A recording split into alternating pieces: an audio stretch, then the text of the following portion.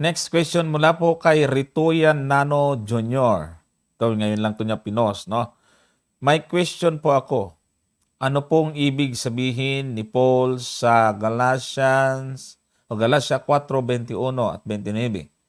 Nalilito po kasi ako. Ayan, sabi po diyan, sabihin ninyo sa akin, kayong nagsisipagnasang mapasailalim ng kautusan. Hindi baga ninyo narinig ang kautusan? Ayan. So, yung ibig siguro niya sabihin dito, bakit binanggit dyan, kayong nagsisipagnasang mapasailalim ng kautusan?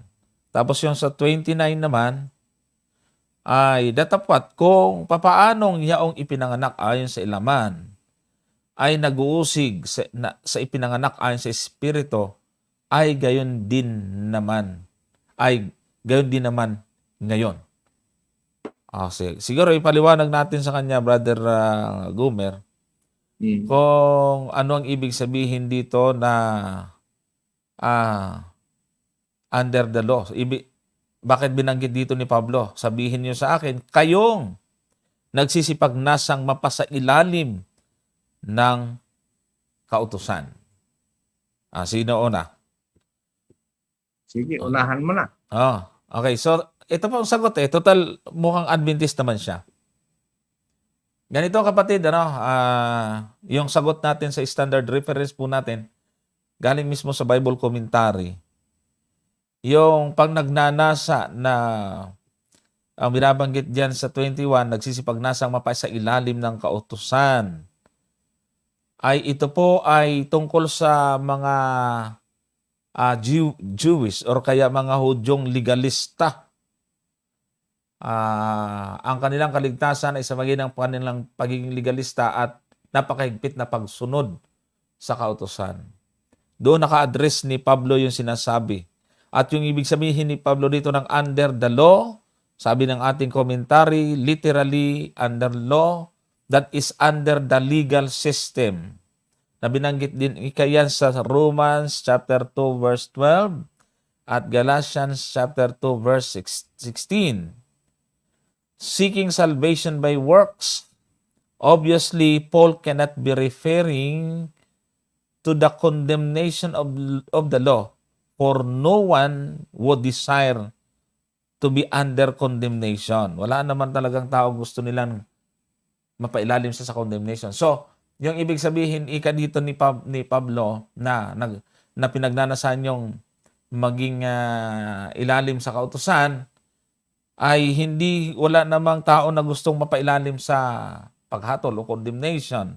Ginamit niya yung Romans chapter 2 verse 12. Ang sabi po diyan, sapagkat ang lahat ng nagkasala ng walang kautusan ay mapapahamak din naman ng walang kautusan. At ang lahat na nagkasala sa ilalim ng kautusan ay sa kautusan din sila hahatulan. So nakita nyo rito, yung tao, may alam siya sa kautusan o hindi, ay hahatulan siya ayon sa kautusan. Tapos doon sa isa pang talata, sa Galatia 2:16, tingnan nga natin ito. Sabi dyan, bagamat naalaman ng tao ay hindi inaaring ganap sa mga gawang ayon sa kautusan, maliban na sa pamagitan ng pananampalataya kay Jesucristo, tayo rin ay nagsisampalataya kay Kristo Jesus upang tayo ariing ganap sa pamamagitan ng pananampalataya kay Kristo at hindi dahil sa mga gawang ayon sa kautusan, sapagkat sa mga gawang ayon sa kautusan ay hindi aaring ganap ang sinumang laman. So, ang maliho dito, yung mga Hudyo na binanggit na natin kayo na legalistic sila, sa halip na tingnan nila yung Panginoon, tingnan po nila ang biyaya na nagligtas sa atin, doon sila nakatingin sa gawa ng kautusan na dapat ay yun ang gawin at ay priority nila sapagkat iniisip nila na doon sila magiging matuwid. Samantalang sa mga pagtuturo ni Pablo ay mali yon. Yung titingnan natin ang kautusan bilang mag-aaring ganap. Ang mag-aaring ganap po sa atin ay ang Diyos. Pero dito hindi sinasabi na labagin natin yan. Doon nagkakamali yung iba. Wala pong sinasabi niyan labagin. Ang issue dito, kung may kautusan o wala, ay hindi yung kung may kautusan o wala, kundi papaano natin gagamitin ang kautusan. Sabagat maraming talata sa sulat ni Pablo na pinapasalamatan ni Pablo yung kautusan.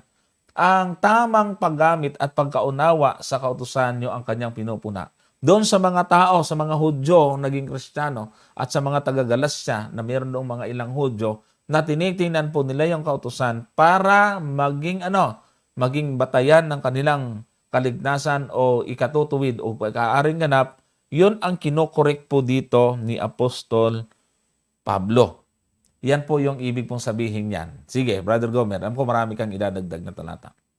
Tama yan, Brother Johnson, kasi nga ang focus ng sulat ng Galatia ay makikita po natin na talagang ang nilalabanan dito ni Apostol Pablo ay yung, ang tawag dito ay parang minamali ng mga Hudyo na yung ebanghelyo.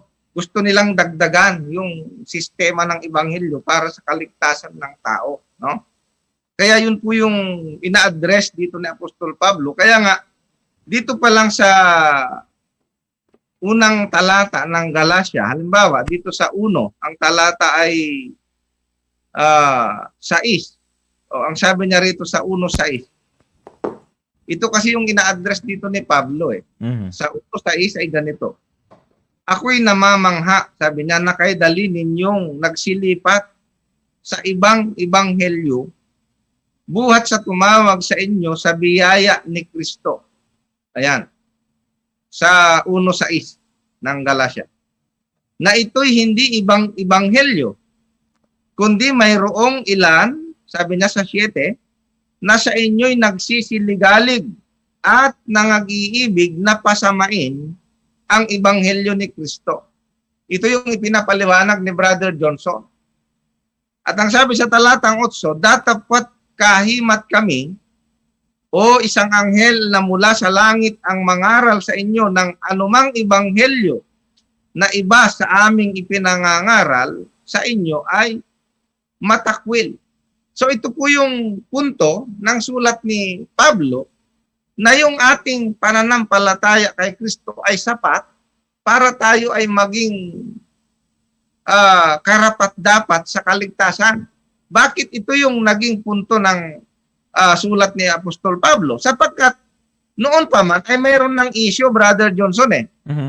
Pansinin po ninyo yung gawa sa 15. Tingnan po ninyo, ito yung issue talaga na ina-address po ni Apostol Pablo.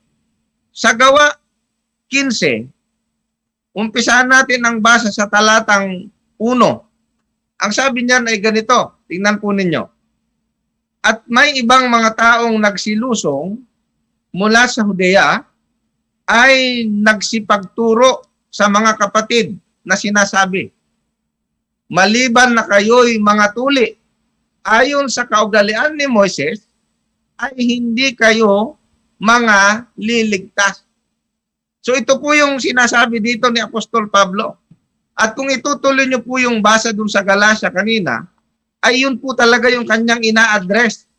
Sapagkat pagdating dun sa 5, ang talata ay 3. Pansinin po ninyo sa 5 at 3 ng Galatia. Sabi niya, oo, pinatutuhanan kong muli sa bawat taong tumatanggap ng pagtutuli. Nakita niyo po ito, no? Sa Galatia 5:3. Na siya'y may kautangang tumupad ng buong kautusan. Kayo'y hiwalay kay Kristo. Sabi niya sa talatang 4. Oh, kayong nag-iibig na ariing ganap ng kautusan. Anong kautusan ang binabanggit? Particular po yan doon sa binanggit niya sa 3. Yung pagtutuli, sapagkat ito talaga yung gustong ipatupad ng mga Hudyo, Brother Johnson na dapat talagang tuliin sila. At ito naman po ay mahigpit na tinututulan ni Pablo. Okay. Clarification lang, ano? Si Pablo ay hindi po tutol sa pagtutuli per se. Okay? Sapagkat nung siya ay papunta ng Jerusalem, Brother Johnson, ay si Timoteo ay ipinatuli niya para hindi maging hadlang yung hindi pagiging tuli ni Timoteo. Pero si Tito ay talagang hindi nagpatuli. Puro ibig sabihin, Hindi niya pilit. hindi napilit si Tito na magpatuli. Pero ibig sabihin ganito, si Pablo po, kung pagtutuli lang ang pag-uusapan, ay hindi po siya tutol sa pagtutuli. Walang problema sa kanya kung magpatuli ka o hindi ka magpatuli. Pero kung idodoktrina mo na, katulad nung unang nagtanong sa atin, Brother Johnson, vegetarianism. Vegetarianism is good. Kaya lang kung ituturo mo na ang hindi vegetarian na hindi maliligtas, katulad na sila nitong mga Hudyo na ito na nagtuturo na sila na kapag hindi tuli ay hindi maliligtas. So pinapasama nila ngayon yung tinatawag na ebanghelyo ng ating Panginoong Hesukristo. Huwag po nating ipagkamali na yung kautusan dyan ay yung huwag kang papatay. Abay, napakalabo po mangyari, mga kapatid, no? Na ang tinutukoy ni Apostol Pablo dito, Brother Johnson, huwag kang magkakaroon ng ibang mga Diyos. O yung tinutukoy niya dito, yung huwag mangangalon niya. Ay malaki pong problema ang mangyayari kapag ganyan yung naging interpretasyon dito. Na ibig sabihin yung mga utos na yan ay hindi mo na dapat gawin. Ay delikado. Yun po yung sinasabi ni Apostol Pedro, Brother Johnson. Na ang sabi niya, sa mga sulat ni Pablo ay may maraming mahirap. May mga mahirap unawain, Brother Johnson. Na ang ginagawa ng iba, isinisinsay nila. O anong mangyayari? Mapapahamak, Brother Johnson. Ito na nga yung nakikita natin. Nakabasa ng kautusan, o tignan mo pinagbibintangan tayo na kapag tayo daw ay nakabasa ng kautusan, ay ang turing daw natin 10 utos. Hindi ba? Kaya may tawag sila, ang sabi niya 10 Commandments Syndrome. Pero lumalabas, sa ganitong pagtuturo, pag si Pablo na ang bumabanggit ng kautusan, Brother Johnson, sila yun ang may 10 Commandments Syndrome. Yung mga ayaw sa 10 utos. Dahil pag nabasa nila itong Galatia na ito, halimbawa, abay lahat ng kautusan na mababasa nila dito, ang iniisip nila, 10 utos ito Sino ngayon ang mayroong 10 Commandments Syndrome? Tayo ba? O sila? Yun ang maliwanag po dyan, mga kapatid. Yun. Yun, tama. Parang may pinaano ka Hindi, naalala ko lang kasi yung 10 Commandments Syndrome, Brother Johnson Oo nga. Pero kung titingnan ko ngayon, kabaliktaran ang nangyayari. Bakit? Kasi pag nakabasa sila ng kautusan dito sa Galatia ng mga sulat ni Pablo, sila yung nagkakaroon ng 10 Commandments Syndrome Oo nga. Hindi ba? Binaliktad. Okay. Nakita mo. Okay, so ayan, malinaw na po yan dyan mga kapatid. Yung verse 29 naman, ay kukunin natin kasi Adventist naman siya, no? Ang explanation mismo, nilagay ko na sa screen yung ating sinasabi ng Bible commentary po.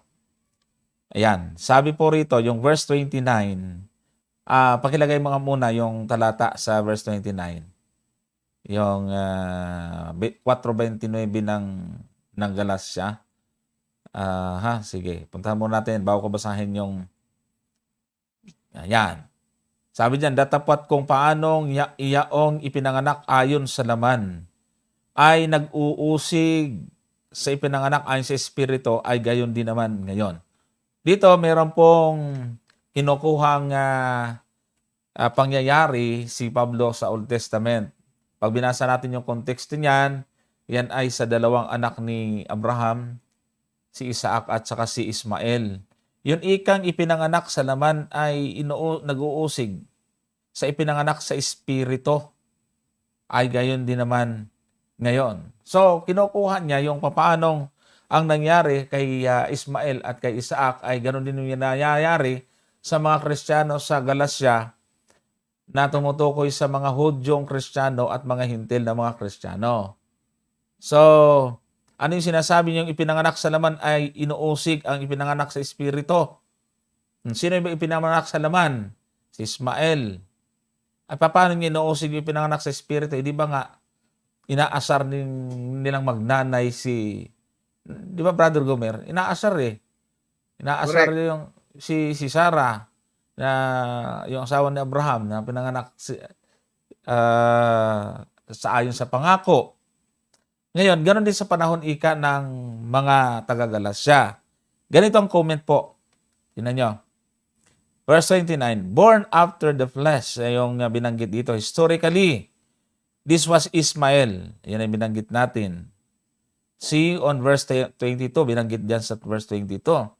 In Paul's allegory, at binanggit din sa verse 24, this refers to the Jews and Judaizing Christians of Paul's day.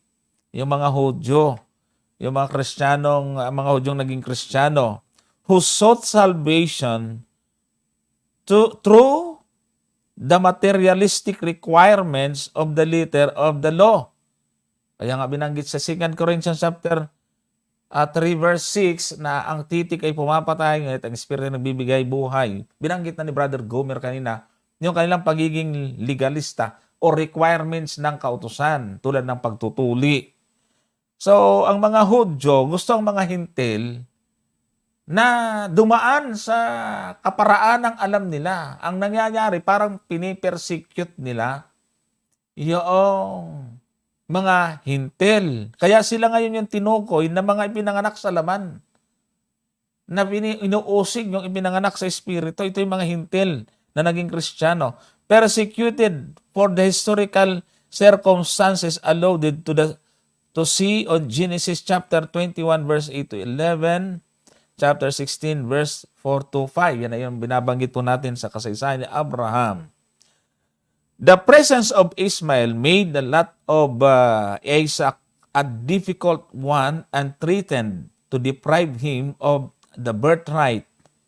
In a similar way, Jews and Judaizing Christians were now persecuting Gentile Christians and attempting to deprive them of the covenant promise of justification by faith.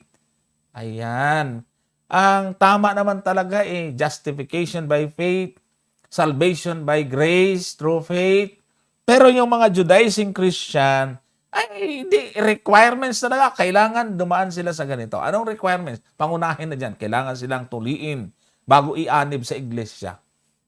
Di ba nabanggit na nga sa konteksto ni Brother Gomer yon, mga kapatid? So, pinipersecute nila yung mga Hintil na mga Kristiyano. Kailangan dumaan sa ritual at sa mga kagustuhan po ng requirements ng Old Covenant o mga unang na requirements sa mga Hudyo na kailangan sila ay tuliin. Kaya yung sinasabi po dyan na pinanganak sa Espiritu, di ba may binanggit dyan sa talata, kung makikita yan, ipinanganak ayon sa Espiritu. Yung mga inuusig na ipinanganak ayon sa Espiritu. Yung born after the Spirit dito, the historical reference is to Isaac as the son of promise. Doon sa verse 23. Here, Paul refers to Christians who enter into the covenant promise of salvation by faith in Christ through the new birth. Ang ganda ng explanation, sa John 3:3, kailangan ay silang ma-born again. At hanggang sa verse 5, Galatians 3:2-3, nandyan din yan. Yan ang mababasa po natin sa Seventh Adventist Bible Commentary, Volume 6, page 973. So, malinaw dito mga kapatid, sa panahon ng batang iglesia, talagang nahirapan sila sa una. Yung mga Hudyo na naging Kristiyano at mga Hintil na naging Kristiyano, magkaiba ng lifestyle. Kaya nga, yun ang laging issue. Laging nagkakagulo sila, kaya umabot ang misunderstanding nila sa Jerusalem Council. Ang pinagtatalunan lang naman nila doon hindi naman yung Ten Commandments, hindi naman yung Sabbath keeping, kundi yung halos yung pagtutuli at yung iba pa na may kinalaman doon sa sulat sa Gawa 15 na tungkol sa mga pagkain na hinindog sa Diyos-Diyusan. Sa binigti, sa dugo, tsaka pakikiapid kasi marami din mga naging Kristiyano doon lalo na sa Corinto, mga kapatid, sa kasabayan contemporary yan, Galatia tsaka Corinto. Meron din mga Kristiyano po doon na hinahikayat pero hindi lang kasi isa ang asawa. Kaya nababanggit din yung pakikiapid dahil nga sa pinapayo na ikaw ay bagong buhay na, huwag na rin balikan yung mga pangalawang asawa. Kaya nga sa pagpili ng mga ihahalal sa iglesia, dapat isa lamang asawa, sabi nga ron. Ibig sabihin, walang experience na mahigit sa isang asawa dahil may mga obligasyon sila sa mga ano yan, magulo. So, hindi magandang huwaran sa isang Kristiyano. At yan po yung problema, mga kapatid, mga kaibigan. Kaya ginamit pong allegory ni Pablo yung nangyayaring misunderstanding o hindi pagkakasundo sa nanay ni Ismael at saka si Isaac naman at saka sa asawa ni Abraham. Ganon din sa ang nangyari sa kanila sa Galacia. Hindi naman nagtagal yon. Hindi naman yan. Kasi alam naman natin ang yung mga Kristiyano ay dumating yung panahon na talagang sila ay nagkaisa. Dahil nga pinadala sa kanila si Pablo at palagi silang pinaalalahanan. Ayan, Brother Gomer. Yung Brother Johnson, kasi nga, yung binabanggit dito na kung papaanong ipinanganak ayon sa laman. Ang ipinanganak ayon sa laman ay si Ismael. At alam po natin, mga kapatid, kung bakit ang tawag doon ay ipinanganak ayon sa laman sapagkat yun po ay hindi kalooban ng Diyos eh. Ang kalooban ng Diyos, ang magiging anak ay manggagaling kay Sarah, Brother Johnson. Mm-hmm. Kaya lang, dahil sa nakikita ni Abraham at ni Sarah noong panahon na yon, yung napaka-imposible nang matupad yung pangako ng Diyos na siya ay magkakaanak sa pamamagitan ni Sarah, ay siya ay gumawa ng kanyang sariling paraan. Yan po yung sinasabi dito ni Apostol Pablo na sariling paraan ni Abraham na magkaanak. Kaya ang naging anak niya si Ismael. Kaya ang tawag kay Ismael ay anak ayon sa laman. Pero ang sabi rito, Brother Johnson, yung ipinanganak ayon sa Espiritu, dito tayo belong, dito tayo kasama. Ngayon, kung mapagkakamalian mo ngayon, Brother Johnson, nung mga nagbabasa nito, na yung ipinanganak ayon sa Espiritu ay lalabag sa kautusan, ay napakamalang unawa yan. Alam nyo kung bakit? Ay kasi dito pa lang, kung itutuloy mo nga, sinasabi ko sa iyo, yung konteksto ng sulat ni Pablo, ay pagdating dito sa 5, Brother Johnson, tingnan mo. Dito, kinontrast niya, may contrast yung sa 4:29, may contrast yung ipinanganak ayon sa laman at ipinanganak ayon sa Espiritu. Napansin po ninyo? At nais kong ipapansin sa inyo ngayon, sa 5, sa talatang 19. Ang sabi rito, hayag ang gawa ng laman. Dito ikukontrast niya eh. Doon sa 4:29, mayroong ipinanganak sa laman. Ngayon, sabi niya dito sa 19, hayag ang gawa ng laman. Ano yung mga gawa ng laman?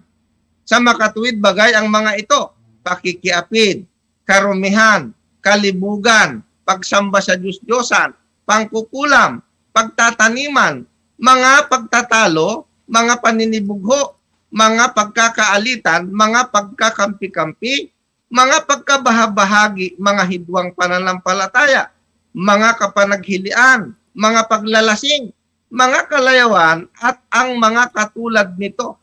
Tungkol sa mga bagay na ito, ay aking ipinagpaunang ipaalala sa inyo tulad sa aking pagpapaalala ng una sa inyo na ang mga nagsisigawa ng mga bagay, ng gayong mga bagay ay hindi magsisipagmana ng kaharian ng Diyos.